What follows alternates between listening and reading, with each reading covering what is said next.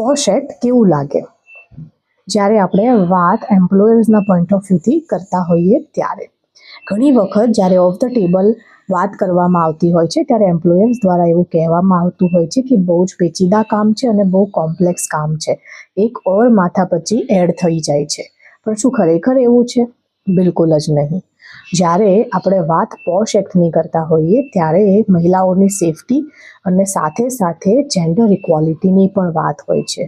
જ્યારે આ એક્ટ વિશેની માહિતી અને અવેરનેસ આપણે ઓર્ગેનાઇઝેશન અને સ્ટાફ વચ્ચે આપણે સ્પ્રેડ કરીએ છીએ ત્યારે આવા ઘટનાઓ અને આવી બનાવો બનવાની જે શક્યતાઓ છે એ ઘણી ઓછી થઈ જાય છે.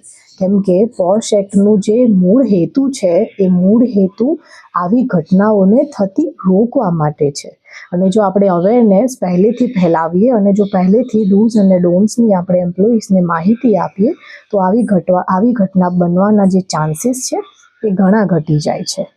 તો તમને શું લાગે છે? બિલકુલ જ તમારા વિચારો શેર કરજો અને આવી જ વધારે માહિતી જાણવા માટે સબસ્ક્રાઈબ કરો. અને તમે જો તમારી ઓર્ગેનાઇઝેશનમાં અવેરનેસ ટ્રેનિંગ અરેન્જ કરવા માંગતા હો કે કોમ્પ્લાયન્સ કરાવવા માંગતા હોય તો તમે ડેફિનેટલી અમને સંપર્ક કરી શકો છો.